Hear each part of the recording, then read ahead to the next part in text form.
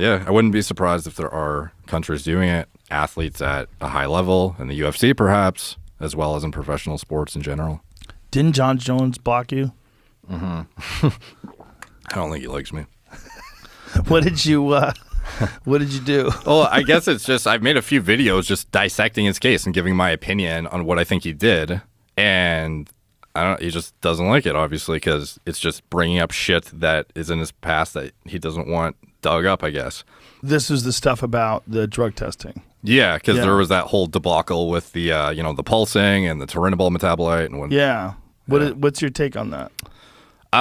Personally, I think that if you go back historically to the beginning, like obviously the guy is pretty loose on what he's willing to do in terms of, substances. Yeah. So with him, if you go back to his first positive test results, I believe he tested positive for clomiphene and letrozole way back in like 2016 or something.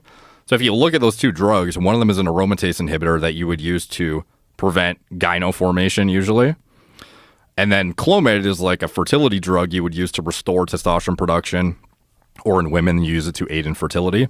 So using those two drugs back then, to me, seemed like something you would be doing to either, prevent the gyno from what you were using at a time when it was less scrutinous, perhaps, and then the Clomid, to recover, or something was tainted is what his claim was. But we already have, history of him doing this or getting popped for something pretty stupid to get popped for way back in 2015, 2016 era approximately.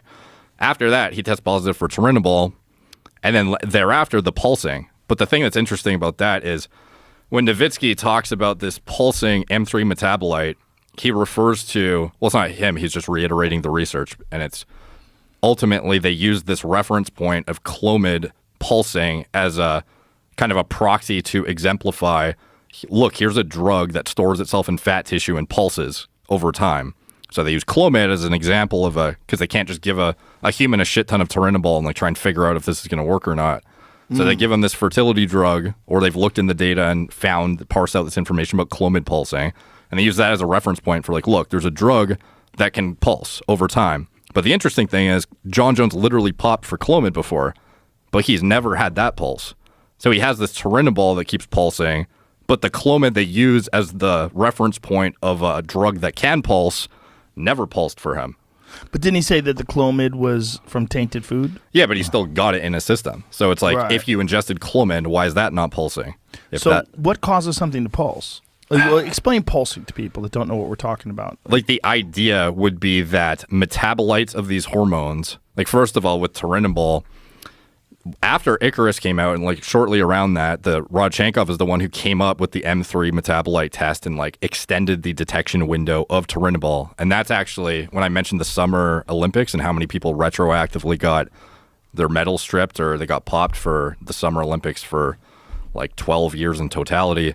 A lot of those positive test results were for turinabol after they used Rodchenkov's data to like retroactively test the urine samples and see.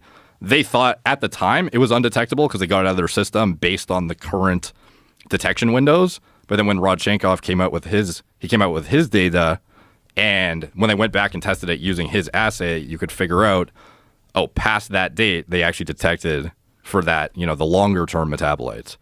So the idea behind the pulsing is these metabolites that linger, they can store themselves in like fat tissue essentially, and they can like liberate themselves over time sporadically. Has that been proven or is that theoretical? Yeah, and it was proven in Clomid data, which is interesting because John Jones literally is popped for Clomid. But didn't pulse for that. Yeah. So. But it hasn't been proven before with this stuff? No, with turinabol, never. So what's your take on that? Like, I think personally, like the amount of turinabol he had was so small. A lot of times, like for certain compounds like turinabol, the only way you're going to get it is like underground. Like you're going to get it. It's not a pharmaceutical product that's designed for like a clinical application. So you're going to get it designed by an underground lab who sells steroids to, random bodybuilders or a chemist in, China or something. And you're kind of just banking on the fact that it's not going to be tainted. They're going to use like clean equipment. It's going to be whatever drug you're hoping to get. And there are a lot of different scenarios that might, explain it. And there's different theories like I could have that could hypothetically, either one could be true potentially. But I think one of the options is a drug he thought he was getting that was potentially undetectable was tainted with turinabol, or he thought he could get around the detection window by taking it, unaware of Rodchenkov's long-term data that came out, or there's like a variety of different things that could be happening. But ultimately for him, he got it in his system, and on paper, when you look at his testosterone levels and his ratios of testosterone to epitestosterone, like when he fought DC, they were so out of whack that it would not be explainable, in my opinion, by anything other than some sort of suppression of your system via the usage of something. So to me, not hard training, because hard training does suppress it, right? Yeah, but to the degree where he's literally like a female, probably not. So he really? It was that bad? Yeah. So normally the levels would be over 10 times what he had in general. I'd have to pull it up to remember exactly, but he was like in the single digits for urinary testosterone, which otherwise should be like, it was like 60 plus or something. He was like 4 or something.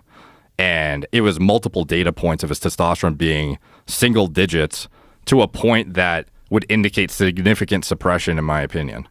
What could be another possible explanation for it, other than significant suppression? Of the super low test levels? I don't know, castration. Really? Is that bad?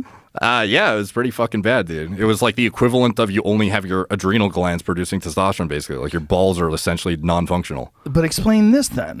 If that's the case, then how would he perform well? Because if he's going into a fight with his testosterone that low. Because if you have a drug that's suppressing your system, the drug you're taking presumably is what is driving your performance vectors that you deem useful enough to use in competition. So hypothetically, if I was using turinabol, like all those athletes in Russia or whatever using turinabol, you're going to have some suppression of your testosterone levels, which, you know, on paper could inhibit performance, but you're using the drug to drive performance. Okay. So even though your endogenous levels are lower, you're relying on this compound you're using that you deem useful enough to dope with, potentially. So